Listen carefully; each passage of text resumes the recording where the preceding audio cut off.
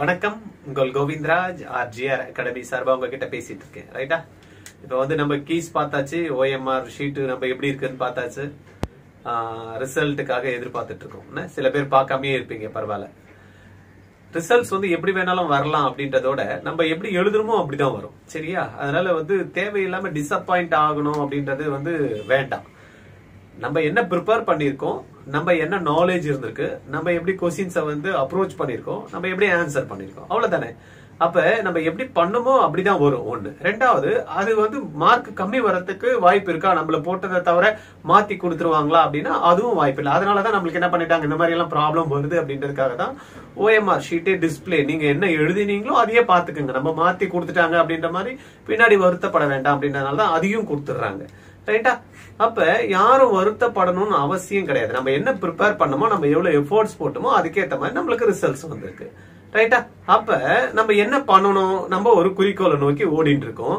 அந்த குறிக்கோளுக்கு என்ன பண்ணணும், பிளான் பண்ணணும். அந்த பிளானுக்கு ஏத்த மாதிரி என்ன பண்ணணும், ஆக்ஷன் போடணும். நம்ம எவ்வளவு ஆக்ஷன் கரெக்டா பண்றோமோ அதுக்கு ஏத்த மாதிரி ரிசல்ட்ஸ் வரப்போகுது.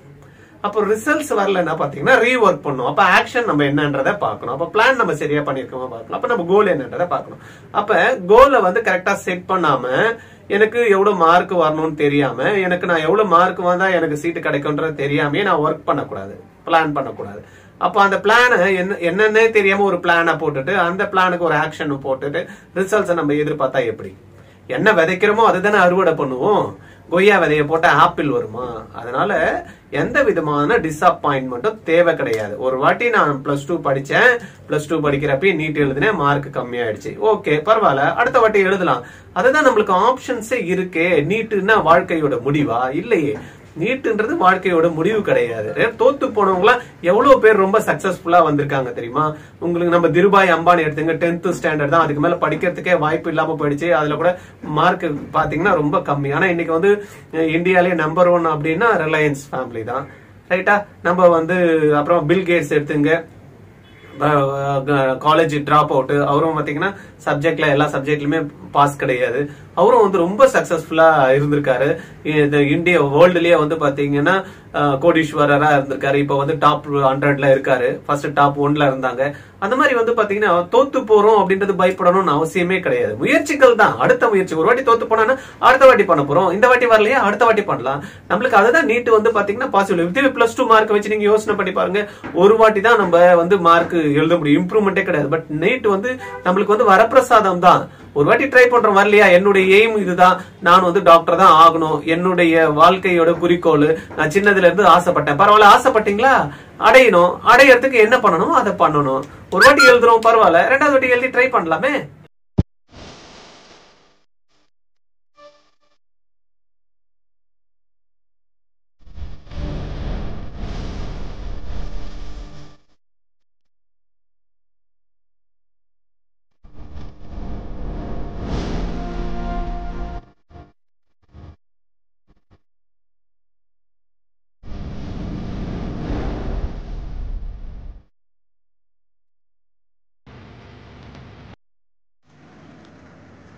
நீட்டை தவிர வந்து பாத்தீங்கன்னா, நீட் இல்லைன்னா MBBS போகலாம் இல்லையா? மார்க் வந்து நல்ல ஒரு 550 மார்க்ஸ் வந்ததுன்னா ஒரு BC கேட்டகரியில இருக்கிறவங்களுக்கு வந்து என்ன ஒரு கவர்மெண்ட்ல கிடைக்கிறதுக்கு வாய்ப்பு இருக்கும். ஒரு 500 வரைக்கும் வந்து பாத்தீங்கன்னா செல்ஃப் பினான்ஸ் கவர்மெண்ட் காலேஜஸ் கிடைக்கும். ரைட்டா? SC ST இருந்தாங்கன்னா ஒரு 450 மார்க்ஸ் வரைக்கும் கவர்மெண்ட் கிடைக்கிறதுக்கு வாய்ப்பு இருக்கு. ஒரு 400+ இருந்ததுன்னா செல்ஃப் பினான்ஸ் காலேஜ் கிடைக்கும். ரைட்? இப்ப என்ன பண்ண போறீங்க, இந்த மார்க் இருக்கான்னு செக் பண்ண போறீங்க. இல்லையா, அடுத்த வாட்டி ட்ரை பண்ணுங்க. ட்ரை பண்றப்போ நீங்க ஒன்னே ஒண்ணு பாக்கணும், நம்மளால இந்த போக்கஸ் பண்ண முடியுமா, நம்மளுக்கு பிசிக்ஸ் நல்லா வருதா, கெமிஸ்ட்ரி நம்ம எந்த அளவுக்கு வந்து கம்ஃபர்டபுளா இருக்கும், பயாலஜி நம்மளால பண்ண முடியுதா அப்படின்றத செக் பண்ணிக்கணும். சப்போஸ் எனக்கு வரல அப்படின்னா வேற ஆப்ஷன்ஸ் பாக்கணும். சும்மா எனக்கு வராததை போயிட்டு எனக்கு பிசிக்ஸே போட்டா வராது, எனக்கு மேக்ஸே கால்குலேஷனே இருக்காது, எனக்கு எல்லாம் ஞாபகம் வச்சுக்க முடியாது அப்படின்னு சொல்லிட்டு திருப்பியும் நான் 120 தான் எடுத்திருப்பேன், 150 தான் எடுத்திருப்பேன், ஒரு 200 தான் எடுத்திருப்பேன், அதுல வாய்ப்பே இல்லை, என்னால அதை பண்ண முடியாதுன்னா வேற ஆப்ஷனை பார்க்கணும். சரியா? சாதிக்கணும்னா எந்த ஃபீல்டுல வேணாலும் சாதிக்க முடியும். டாக்டர் தான் ஆயிதான் சாதிக்கணும் அப்படிலாம் கிடையாது. நீங்க பாருங்க, தெரு ஓரத்துல ஒரு படம் வித்து கூட ஒரு கோடியா சம்பாதிக்கிறவங்க இருக்காங்க. அதனால சம்பாதிக்கிறதுக்கு வந்து பாத்தீங்கன்னா பல வழிகள் இருக்கு. அதனால வந்து பாத்தீங்கன்னா நம்மளுக்கு போக்கஸ்ட் வந்து ரொம்ப முக்கியம். நம்ம வந்து நம்மள என்னன்றதை நம்ம செல்ஃப் அனலைஸ் பண்ணணும். நம்மளுக்கு என்ன திறமை இருக்கு, நம்ம இன்னொரு வருஷம் நம்ம வெயிட் பண்ணி படிக்கணும்னு ஆசை இருக்குன்னா பேரண்ட் வந்து சப்போர்ட் பண்ணுவாங்க. கண்டிப்பா பேரண்ட் கூட வந்து பாத்தீங்கன்னா குழந்தையோட திறமை என்ன இருக்குன்றத அனலைஸ் பண்ணுங்க. அந்த குழந்தைக்கு சப்போர்ட் பண்ணுங்க. கண்ணா நீ இது பண்ணா நீ வருவே, ஒரு வாட்டி பண்ணுடா, உனக்கு நான் சப்போர்ட் பண்றோம், பரவாயில்ல ஒரு வாட்டி வரலையா இன்னொரு வாட்டி பண்றியா, இன்னொரு வாட்டி பண்ணு, உன்னுடைய ஆசை இதுதான், உன்னுடைய குறிக்கோள் இதுதான், உன்னுடைய லட்சியம் இதுதான், சின்னதுல இருந்து நீ இதுதான் ஆசைப்படுறேன்றியா, பரவாயில்ல ஒரு வாட்டி வரலையா ரெண்டாவது வாட்டி ட்ரை பண்ணுங்க. கவர்மெண்ட் காலேஜ் தான் போக முடியுமா இல்லன்னா பிரைவேட் காலேஜ் பண்ணுமா.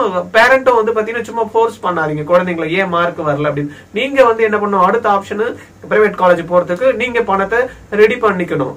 இல்லையா அடுத்த ஆப்ஷனை பாக்கணும். சும்மா இப்போ இந்த குழந்தைய போட்டு ஏன் மார்க் வரல எதுக்கு வரல அப்படின்ற மாதிரி டென்ஷனும் ஃபோர்ஸும் நீங்க பண்ணக்கூடாது. அந்த குழந்தைக்கு அந்த கெப்பாசிட்டி தான் கண்டிப்பா வந்திருக்க போது. வரலையா ரைஸ் பண்ணிக்கணும். எதுவுமே வந்து முடியாதது எதுவுமே கிடையாது. எல்லாருமே எல்லாமே தெரிஞ்சுக்கிட்டு போறக்கல வந்துதான் கத்துக்கிறாங்க. ஒரு வாட்டி பாக்குறாங்க வரலையா, இன்னொரு வாட்டி பண்றாங்க வருதா, இன்னொரு வாட்டி பண்றாங்க சிறப்பா வரப்போகுது, அவ்வளவுதான். ஒரு வாட்டி ட்ரை பண்ணுங்க பரவாயில்ல, ரெண்டாவது வாட்டி பண்ணுங்க வரலன்னா பரவாயில்ல, மூணாவது வாட்டி கூட பண்ணுங்க. உங்களுக்கு கவர்மெண்ட் காலேஜ் தான் வேணும் அப்படின்னா 4-5 வாட்டி கூட பண்ணுங்க, ட்ரை பண்ணுங்க. எனக்கு தெரிஞ்ச வந்து 17ல இருந்து ட்ரை பண்ணி இந்த லாஸ்ட் இயர் போனவங்க எல்லாம் இருக்காங்க. ஃபர்ஸ்ட் அட்டம்ப்ட்லயே போனவங்க இருக்காங்க. அது அவங்களுடைய பேசிக் ஸ்கில். அவங்க எப்படி வந்து ஒரு பாடத்தை படிச்சிருக்காங்க, அவங்களுக்கு அந்த புரிதல் என்ன இருக்கு, ஒவ்வொருத்தருக்கும் ஒவ்வொரு திறமையை கடவுள் கொடுத்திருக்காரு. அதை ஃபைண்ட் அவுட் பண்ணி உங்களுக்கு என்ன, சில பேருக்கு நல்ல ஞாபகம் வச்சுக்க முடியும், சில பேருக்கு வந்து பாத்தீங்கன்னா திங்க் பண்ணி அது வந்து புரிஞ்சுக்கினாதான் வந்து பண்ண முடியும். சில பேருக்கு வந்து பாத்தீங்கன்னா டக்குன்னு வந்து பாத்தீங்கன்னா ஆன்சர் பண்ணுவாங்க. சில பேர் மேத்ஸ் அப்படி ஃபிங்கர் டிப்ஸ்ல போடுவாங்க. அந்த மாதிரி ஒவ்வொருத்தருக்கும் ஒவ்வொரு திறமையை வந்து கடவுள் கொடுத்திருப்பாரு. அப்ப அந்த மாதிரியான திறமையை வந்து ஐடென்டிஃபை பண்ணி நீங்க அதை பண்றதுக்கு பார்க்கணும். அதனால எந்த விதமான ஃபோர்ஸும் எடுத்துக்க தேவையில்ல. ஒரு வாட்டி வரலன்னா பரவாயில்ல, நீங்க அடுத்த வாட்டி ட்ரை பண்ணுங்க. இல்லையா இந்த ஃபீல்டு விட்டுட்டு அடுத்த ஃபீல்டு போங்க. அப்ராடு போய் கூட படிக்கலாம் நம்ம, சரிங்களா. MBBS தான் போனோம்னா அப்ராடு போலாம். மார்க் ஜஸ்ட் பாஸ் பண்ணா கூட போறோம், நீங்க அப்ராடு போயிடலாம். டீம்டு யூனிவர்சிட்டி போலாம் பணம் இருந்ததுன்னா. செல்ஃப் பினான்ஸ் காலேஜ்ல மேனேஜ்மெண்ட் கோட்டா இருக்கு. அப்புறமா உங்களுக்கு அவ்வளவு பண்ண முடியலன்னா அடுத்த ஸ்டெப் நீங்க வெயிட் பண்ணி அடுத்த வருஷம் படிங்க. அடுத்த வருஷம் படிச்ச வரலையா 1 இயர் நீங்க யோசனை பண்ணி பாருங்க. ஃபர்ஸ்ட் டைம் ட்ரை பண்றீங்க, உங்களுக்கு எதுவுமே தெரியாது, நீங்க ஃபர்ஸ்ட் டைம் போறீங்க, எக்ஸாம் மட்டும் ஃபேஸ் பண்ணிட்டு வந்திருப்பீங்க, சப்ஜெக்ட் நாலேஜ் இருக்காது. செகண்ட் டைம் நீங்க போய் 1 வருஷம் வெயிட் பண்ணி படிக்கிறீங்க, உங்களுக்கு சப்ஜெக்ட் நீங்க லேர்ன் பண்ணிருப்பீங்க. ஏன்னா அது வரைக்கும் நீங்க வந்து கம்ப்ளீட்டா வந்து அண்டர்ஸ்டாண்ட் பண்ணி நீங்க லேர்ன் பண்ணிருக்க மாட்டீங்க. ஃபர்ஸ்ட் டைம் லேர்ன் பண்றீங்க, உங்களுக்கு என்ன ஒரு 200 மார்க்ஸ் ஒரு 250 மார்க்ஸ் வரும். நீங்க தளர வேண்டாம். உங்களுடைய குறிக்கோள் நீங்க டாக்டர் ஆகணும், அதுவும் கவர்மெண்ட் ஹாஸ்பிட்டல்ல நான் படிக்கணும் அப்படின்ற மாதிரி, கவர்மெண்ட் மெடிக்கல் காலேஜ்ல நான் படிக்கணும்னு இருந்ததுன்னா இன்னொரு வாட்டி ட்ரை பண்ணுங்க. இன்னொரு வாட்டி படிக்கிறப்ப என்ன உங்களுக்கு நீங்க நல்லா போக்கஸ் வந்து பண்றீங்க, 100% எஃபோர்ட்ஸ் போடுறீங்க, நிறைய கொஸ்டின்ஸை வந்து பாத்துக்கிட்டே இருக்கீங்க, டவுட்ஸ் வந்து கிளியர் பண்ணிக்கிறீங்க. இந்த விஷயங்களை நீங்க பக்காவா பண்ணீங்கன்னா கண்டிப்பா 550 மேல வரப்போகுது. இல்லையா கொஞ்சம் ஸ்லோ லேர்னர் தான் இருக்கீங்க அப்படின்னா ஃபர்ஸ்ட் டைம் 250, செகண்ட் டைம் ஒரு 450 வரப்போகுது. சரி இந்த வாட்டி வந்துருச்சா, என்னோட எஃபர்ட்ஸ்க்கு ஏத்த மாதிரி வந்திருக்கு, அப்ப நான் இன்னும் கூட நல்லா இம்ப்ரூவ் பண்ணும். அப்போ நீங்க ஃபர்ஸ்ட் டைம் நம்மள கான்செப்ட் கிளாரிட்டி இருக்கும், நீங்க ரெண்டாவது வாட்டி என்னெல்லாம் மிஸ்டேக் பண்ணீங்கன்றது தெரிஞ்சிடும். தேர்ட் டைம் என்ன பண்ணுவீங்க, பர்ஃபெக்ட்டா பண்ணீங்கன்னா 600ல இருந்து 650 மார்க் வரப்போகுது. நீங்க கேட்ட மாதிரி நல்ல டாப் காலேஜ் MMCயோ KMCயோ ஸ்டான்லியோ சென்னையிலேயே அழகா படிச்சுட்டு போலாம். இல்லன்னா கோயம்புத்தூர் மெடிக்கல் காலேஜோ மதுரை காலேஜோ, ரைட்டா. அதனால வருத்தப்பட தேவை. ஒரு வாட்டி வரலன்னா பரவாயில்ல, ரெண்டாவது வாட்டி ட்ரை பண்ணுங்க, ரெண்டாவது வாட்டி வரலையே மூணாவது வாட்டி ட்ரை பண்ணுங்க, முடிஞ்சு போச்சு. ஆனா நீங்க செக் பண்ணீங்க அந்த ட்ரை பண்றப்ப எனக்கு அந்த எபிலிட்டி இருக்கா, என்னால போக்கஸ் பண்ண முடியுமா, நான் எனக்கு எதனா டவுட்ஸ் இருந்தா நான் கேட்டு கிளியர் பண்ணிப்பேனா, நான் ஒரு டெஸ்ட் எழுதினா அதுல இருக்கக்கூடிய மிஸ்டேக்ஸ் எல்லாம் நான் அவாய்ட் பண்றேனா, ஒரு வாட்டி பண்ண மிஸ்டேக் நான் திருப்பி பண்ணாம இருக்கேன்னா, அதுதான் ரொம்ப முக்கியம். நான் ஒரு வாட்டி பண்ணிட்டேன்னா அந்த மிஸ்டேக் நான் திருப்பியும் கரெக்ட் பண்ணிட்டு அதை நான் அந்த மிஸ்டேக் திருப்பியும் வரக்கூடாது. அதை நீங்க அஷ்யூர் பண்ணணும், ரைட்டா. பேரண்ட் வந்து குழந்தைங்களை வந்து என்கரேஜ் பண்ணுங்க. உங்களால முடியுமா பணம் கொடுத்து சேர்த்து விட்டுருங்க. இல்லையா உங்களால பணம் முடியலன்னா அப்ப என்கரேஜ் பண்ணுங்க, டிஸ்கரேஜ் பண்ணாதீங்க. என்னால பண்ண முடியல, என்னடா போயிடுச்சு, அவ்வளவுதானா, உனக்கு நாலேஜே இல்ல, நான் இன்னும் வீட்லயே சேர்க்க மாட்டேன், உனக்கெல்லாம் வராது, நீ எல்லாம் எதுக்கு பிறந்த தண்டம், இந்த மாதிரி வார்த்தைகளை நீங்க தயவு செய்து பேரண்ட்ஸ் குழந்தைங்க கிட்ட யூஸ் பண்ணாதீங்க. குழந்தைங்களும் வந்து பாத்தீங்கன்னா அப்பா அம்மாவோட கெப்பாசிட்டி என்னன்னு பாத்துக்குங்க. அவங்களால முடியலன்னா நீங்க அவங்களுக்கு என்கரேஜ் பண்ணுங்க. அம்மா நான் பண்ணிடுவேன்மா, அப்பா நான் பண்ணிடுவேன்ப்பா, என்னால பண்ண முடியும்பா, நான் இந்த மிஸ்டேக்ஸ் தான் பண்ணிருக்கேன்பா, அடுத்த வாட்டி நான் அவாய்ட் பண்ணிட்டு நீங்களும் எடுத்து சொல்லணும். சும்மா வந்து எனக்கு அவ்வளவுதான் போயிடுச்சு என் லைஃப் அப்படின்னா அதெல்லாம் கிடையாது. இது வந்து ஒரு முடிவு கிடையாது. நீட்டோட மார்க் உங்களுடைய லைஃபோட எண்டு கிடையாது, ரைட்டா. இதுதான் தொடக்கம் நினைச்சிட்டு பிகின் பண்ணுங்க. சிறப்பா வருவீங்க, அருமையா வருவீங்க, பிரமாதமா வருவீங்க, எக்ஸலண்டா வருவீங்க. பேரண்ட் வந்து பாத்தீங்கன்னா உங்களால சொல்லி புரிய வைக்க முடியலன்னா நல்ல கவுன்சிலர்ஸ் இருப்பாங்க, எங்க கிட்ட கூட்டிட்டு வாங்க, நாங்க இருக்கோம் குழந்தைங்களுக்கு ஹெல்ப் பண்றதுக்கு. இல்ல குழந்தைங்க வந்து பேரண்ட புரிய வைக்க முடியலையா, பேரண்ட் அழைச்சிட்டு வாங்க, அழைச்சிட்டு வந்தீங்கன்னா ஒரு கவுன்சிலிங் எடுத்துக்குங்க. நிறைய கவுன்சிலர்ஸ் இருக்காங்க, கவர்மெண்டே வந்து பாத்தீங்கன்னா இதுக்கான கவுன்சிலிங் எல்லாம் கொடுக்குது. நீங்க ஏன் கவலைப்படுறீங்க? நாங்க எங்களை மாதிரி ஆட்கள் உங்களுக்கு புரிய வைக்கிறதுக்கு, எடுத்து சொல்றதுக்கு, தெளிவு பண்றதுக்கு நாங்க இருக்கோம். அப்புறம் என்ன, சரியா? இல்ல ரொம்ப தூரத்துல இருக்கீங்கன்னா எனக்கு கால் பண்ணுங்க 9176552121. என் பேரை நோட் பண்ணி வச்சீங்க, டாக்டர் ஆர் கோவிந்தராஜ். சரியா? நாங்க இருக்கோம் உங்களுக்கு ஹெல்ப் பண்றதுக்கு. நீங்க என்ன வருத்தப்படுறீங்க?